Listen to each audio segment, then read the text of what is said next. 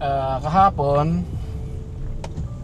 nagpunta kami sa Walter Mart, tapos ang saya-saya, bigla ako nanahimik kasi nahawakan ko yung ano ko, yung baba ko, may bukol na malaki. Ayan o, kung titingnan mo wala eh, pero mayroon siyang bukol. Siyempre karoon ng konting anxiety at naisip ko na dahil yun sa nasuntok ko, kasi dati to eh, nasuntok ko nung mga ilang araw, tapos nasaktan, medyo na maganon, tapos ito naging tumindi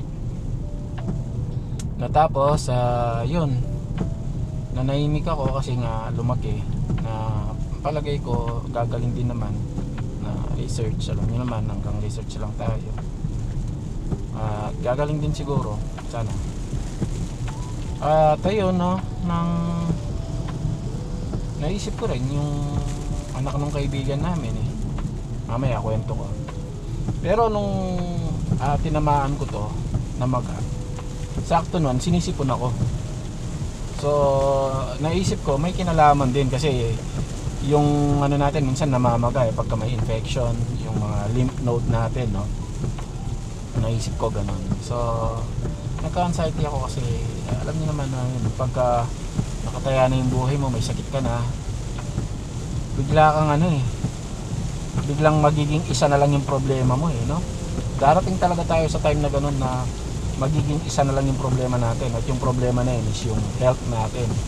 Mamamatay na ba tayo or ganun, yung pinoproblema mo na lang is yung buhay mo, kung mabubuhay ka ba or mawawala na, no? Pera, love, lahat maano yan eh, mas mapopokus ka dun sa sana gumaling ka. Madaming mga ganon na mayayaman pero wala nang kagalingan, no? Yun na lang yung problema nila, yung health nila. So ako, ayun, nahimik ako kasi nag-anxiety ako, iniisip ko no, nako, ayun yata magiging cancer. Kaya lang nag-search naman ako, ganun naman. Kasi nangyari na rin yung dati dito ko. Tapos naging may mas malala pa. Yung pag natutulog ako talagang sobrang sakit, no? Sobrang sakit sa tenga. Na tipong parang di mo kakayanin yung sakit, tapos magigising ka sobrang sakit ng ulo mo. Pero nawala din. Ito, umaasa ko na kasi lahat ng sign na sinasabi ng nababasa natin, no, na ano daw, pagka masakit, pinindot mo at gumagalaw, ano lang talaga siya, no, mawawala din daw ng kusa yan. Kasi ano nga siya, no, sa lymph node natin, tinamaan yung nasuntok ko, tapos double kill pa, may sipon ako. Ngayon naisip ko nga, kaya nag-anxiety ako na pwedeng maging malala kasi, no, yung nangyari sa anak ng kaibigan namin, kasama namin sa Vlogero. Ito malalang kwento to mga tol. Nangyari kasi sa kanya ay nasuntok nung kalaro niya. Actually hindi nasuntok, sinuntok ng kalaro niya. So nung nangyari, after niya sinuntok, naano yung bata, parang natumba, nanakaw, something na ganon. Ilang araw parang naduling at namamaga yung dito niya. Hindi, hanggang sa lumala ng lumala, nawalan ng buhay yung bata, namatay. Sinacrifice sa ulan yung girlfriend niya. Ayun, no, nawala siya, nawala ng buhay yung bata. Ngayon yung tatay niya, ayan, ito yung kaibigan namin, no, nadi-depress. Sino ba naman ang hindi ma-depress na mawawalan ka ng anak, no? Hindi ko alam kung paano niya nakakayanan, no, yung ganong klaseng bagay. Ang hirap nun na mawalan ka ng anak. Na-imagine ko, hindi ko na-experience, pero imaginein mo lang, alam mo eh, parang napipil mo yung somehow 30% ng lungkot, ng sakit, ng hirap, or mga 10% man lang siguro maramdaman mo eh, alam mo eh, yung ganon.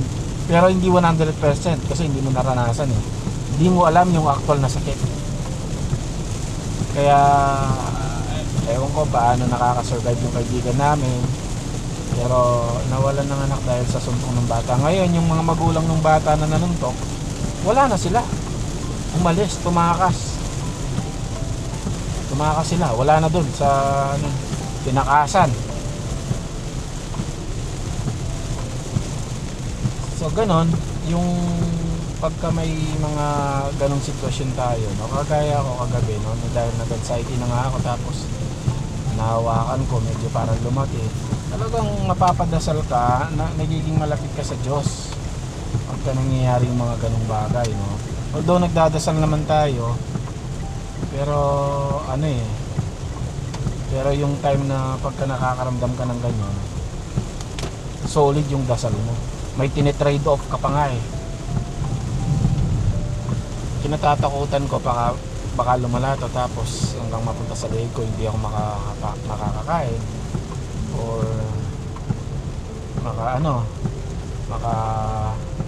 makahinga, diba? Kung nag-chatting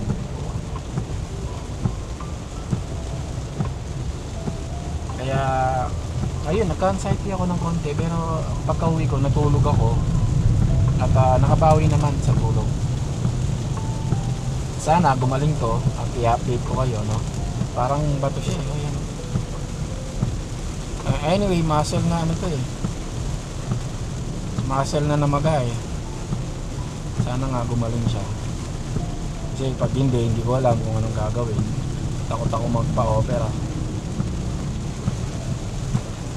So ayun mga tol, no? Hintayin na lang natin gumaling at malapit na rin ako dito sa sa SM. Wala rin akong alam na ikwento. Alam niyo naman, meron pa rin konting fear. Actually hindi konti, madami. Kaya lang, siyempre kailangan natin hintayin na lang natin, no? Kasi gumagaling naman daw ayan, no? So sige mga tol, ayaw ko nang masyadong ginagalaw kasi ayan, no? Nag-film na siya okay.